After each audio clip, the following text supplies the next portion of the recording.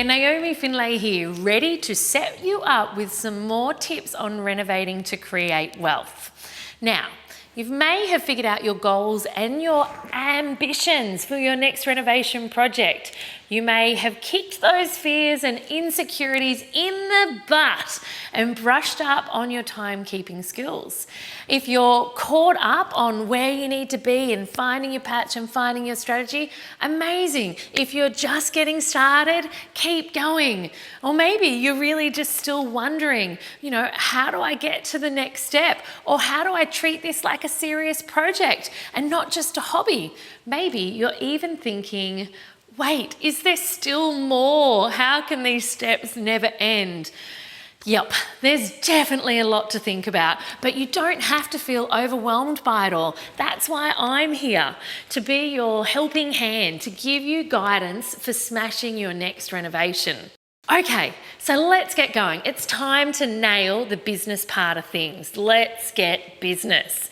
The first step here is setting yourself up in regard to your finances with a very personalised touch. So if you treat renovating like a business, it will reward you just like a business will. So when you're setting up your business, what do you need to do first? Well, for one, you need to arrange your finances to be able to get the business up and running. Where do you get finance from? From a bank, from a private lender, from a financing group, from a money partner? That's pretty straightforward. But what sort of finance do you need? And how should you be setting up your funding? Are you going to be putting it in your own name?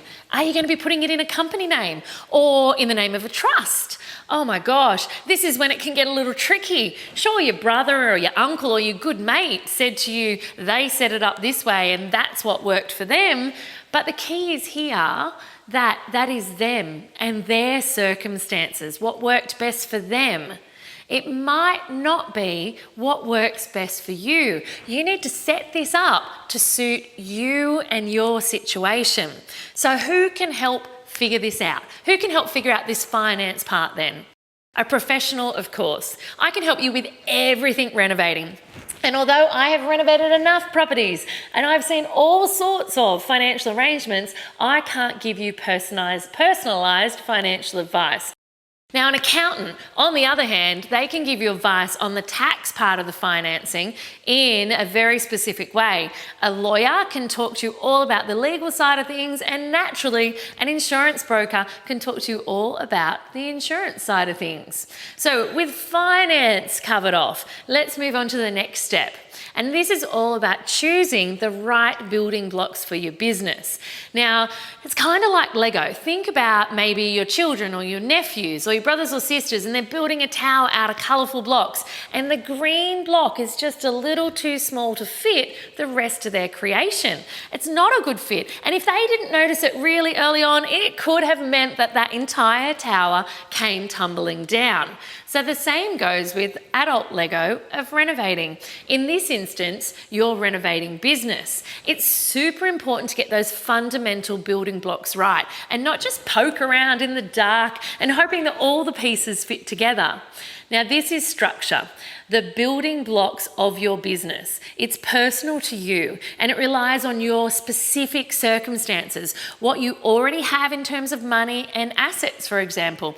If you're a guru, mastermind, chief of everything business, great. Otherwise, if you're lost trying to decide between a partnership or a trust or a company or any of the other seemingly endless options that can sometimes feel confusing, it is ideal to speak to a pro. Yep, it's going to cost you. It's going to cost you some money to take this initial step. But remember, leave the professional stuff to the professionals. Save your precious time and energy, and you will save your sanity and your money in the long run. Building blocks in, check, fantastic, great. Now let's jump straight into asset protection. So protecting your hard-earned dough is what we need to speak about next. This part is about not about hiring like dodgy bodyguards or getting a couple of nasty-looking Dobermans or even wearing a big gold chain and having a suitcase handcuffed to your wrist. Asset protection has nothing to do with, looking after your backside either. It's really about making sure that you reduce the risk of something happening that brings all of your hard work undone. Essentially, it's like your buffer zone, like your blanket. It's purely designed to keep your money and your projects safe.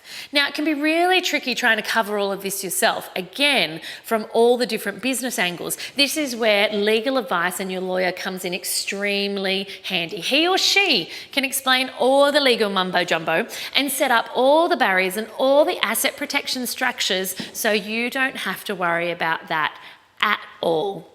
Now, the next and the last step I'm going to talk to you about today, this is another safety net for you. So I want you to imagine, for example, a carpenter coming in and accidentally losing his leg through a rickety floorboard, or a massive storm launching a tree into the roofline of your renovated property.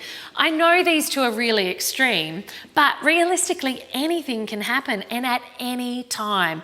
And just like you wouldn't skimp on insuring your own home, you wouldn't leave out insurance for one you're renovating either. But you need to be really sure when you're taking out cover for your insurance on your renovation project that you let them know the property's being renovated and for how long. Believe it or not, many insurers don't actually cover your property during that upgraded period. And it would be horrible to be paying for something that you actually then find out after damage has been caused that you're not covered. So how do you find the right insurance for the job then? To be honest with you, it's the flavour of today's post really, isn't it? You seek professional help on this one as well. An insurance broker is one of the ideal locations to go to. They are a whiz in all things insurance. And realistically, they're the ones that can point you in the right direction to make sure you have the right cover to protect yourself in any situation. And on that note, let's face it, I'm going to leave you with some homework today. If there's one thing to remember from today, it's that professional help when setting up your renovation business is worth its weight in gold. So your homework is write that down somewhere that you can see it every single day and never forget to ask for help. Thanks for joining me. Did you know I wrote a book all about renovating to create wealth and freedom in your life? I've added the link below in the description for you. Enjoy.